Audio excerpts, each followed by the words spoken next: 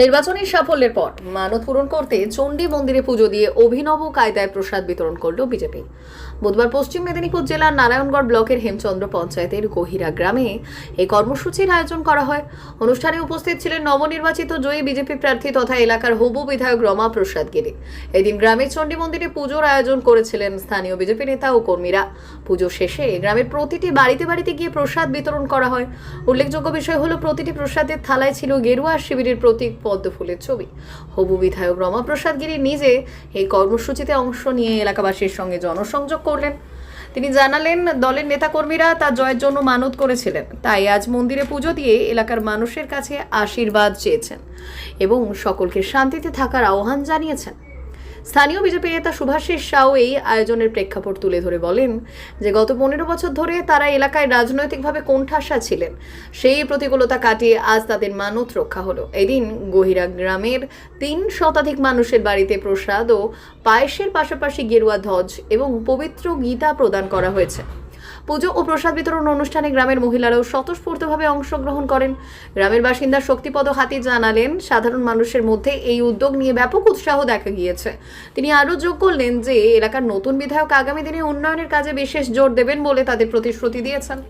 ওরা আমাদের কর্মীরা মানত করে রেখেছেন, কার্যকর্তারা তারা একটু শীতলা পূজা করেছেন, হোমযজ্ঞ হচ্ছে, নাম গান হচ্ছে। কালকে ওদের মহোৎসব আছে, 2000 লোক খাওয়াবেন ওনারা। এবার তারা আমাকে ডেকেছিলেন, আমি এসেছিলাম ওই জন্য। আর আমাদের সনাতনী হিন্দু ধর্মের কালচার বাঁচিয়ে রাখতে ওনারা দেখলাম প্রত্যেক বাড়ি বাড়ি ধ্বজ বিতরণ করছেন, গীতা বিতরণ করছেন, আর ছোটো গীতা 2 টাকা দাম, আর ওনারা পায়েস বিতরণ করছেন, প্রসাদ।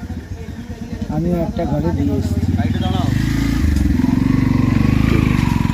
আমাদের গহিরা 256 নম্বর বুথে আমরা 15 বছর ধরে যেভাবে মুসলিম দ্বারা অত্যাচারিত হয়েছি, বাঙালি হিন্দু হিসাবে হিন্দুত্ব বজায় রাখার জন্য আমরা আমাদের মায়ের কাছে আমরা মানত করেছিলাম। সেই এই উপলক্ষে আমরা চণ্ডীপাঠ করছি এবং গীতা দান করছি। সঙ্গে আমাদের যে ধ্বজা এবং প্রত্যেক হিন্দু ফ্যামিলিকে আমরা পরিবেশন করবো, একটা করে ধ্বজা, একটা করে গীতা এবং মায়ের প্রসাদ। কত বাড়িতে এই প্রদান হবে? আমাদের 280 ফ্যামিলি আছে, 300 হবে। মানে কেন এই কর্মসূচি? কেন এই কর্মসূচিটা আমাদের বাঙালি হিন্দুত্ব বজায় রাখার জন্য। হ্যাঁ, বলুন। আমরা নির্বাচনের সময়, নির্বাচন আগে থেকে 15 বছর আগে থেকে আমরা মানত করেছিলাম এই যে মানে হিন্দুত্বকে বজায় রাখার জন্য। আমরা মুসলমান দ্বারা অনেক অত্যাচারিত হয়েছি, সেই জায়গায় আমরা মানত করেছিলাম যে যদি আমরা কোনোদিন বিজেপি পার্টি আসে তাইলে আমরা এখানে মানতটা শোধ করবো এবং হিন্দুত্বকে করবো, বজায় রাখবো, হিন্দুত্বটা বজায় রাখবো আমরা। বিধায়ক এসেছিলেন? হ্যাঁ, এসেছিলেন। কি করলেন? আমাদেরকে সবাইকে একত্রিত হয়ে থাকতে বললেন এবং আগামী দিনে সরকারি পরিকল্পনা যা আছে, এই তোমার হচ্ছে যেটা ছিল লক্ষ্মীর ভাণ্ডার ছিল, সেটাকে কনভার্ট করে অন্নপূর্ণা ভাণ্ডারে দেওয়ার কথা মায়েদের বলে গেলেন এবং বোনেদের সবাইকে বলে গেলেন। এই জুলাইয়ের 1 তারিখ থেকে আমরা প্রসেসিংয়ে এগোবো এবং যেটা যুব ভাতা সেটাকেও 3000 টাকা করার জন্যই করলেন। এবং আগামী দিনে এই সরকারি বাসে যাতে মায়েরা বা মেয়েদের জন্য যে ফ্রিতে যাতায়াত, সেটারও ব্যবস্থা আমাদের সরকার করবে। আগামী দিনে যত সরকারি প্রকল্প আছে, কেন্দ্র সরকার এবং রাজ্য সরকার একত্রিত হয়ে আমাদের বাংলাকে সোনার বাংলা করে তোলার লক্ষ্যমাত্রা দিয়ে এগিয়ে যাবে। মা ওয়েলফেয়ার ফাউন্ডেশন নেশা মুক্তি ও পুনর্বাসন কেন্দ্র। বিজ্ঞানসম্মত আধুনিক পদ্ধতি ও অভিজ্ঞ চিকিৎসকদের দ্বারা চিকিৎসা ও কাউন্সেলিং করানো হয়। নেশার প্রবণতা থেকে বের হওয়ার জন্য চাই সৎ ইচ্ছা।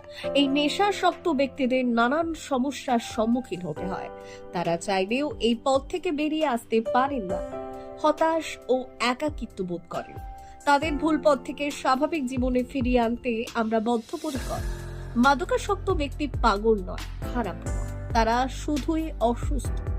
প্রয়োজন শুধু সঠিক চিকিৎসা।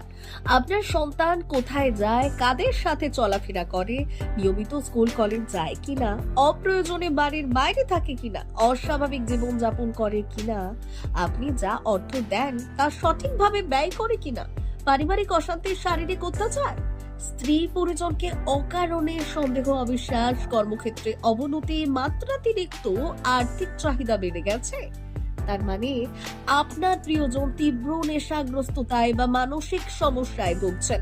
নেশামুক্তি ও মানসিক রোগের নিরাময় ও কাউন্সেলিং কেন্দ্র এখন বেলদায়।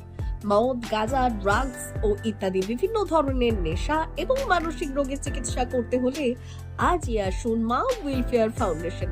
এখানে আমাদের চিকিৎসা পদ্ধতি: 1. নেশাগ্রস্ত রোগী এবং তার পরিবারের কাউন্সেলিং এর ব্যবস্থা। 2. নিয়মিত যোগ, প্রাণায়াম ও ধ্যানের মাধ্যমে এবং মোটিভেশনাল ক্লাসের মাধ্যমে রোগীকে সুস্থ করা। 3. নিয়মিত ডাক্তারি পরিষেবা ও অভিজ্ঞ সাইকোথেরাপিস্ট দ্বারা কাউন্সেলিং এর ব্যবস্থা প্রদান। 4.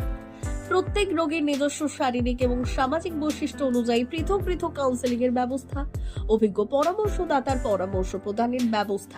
5. অনিচ্ছুক রোগীদের বাড়ি থেকে চিকিৎসা কেন্দ্রে নিয়ে আসার ব্যবস্থা করা হয়।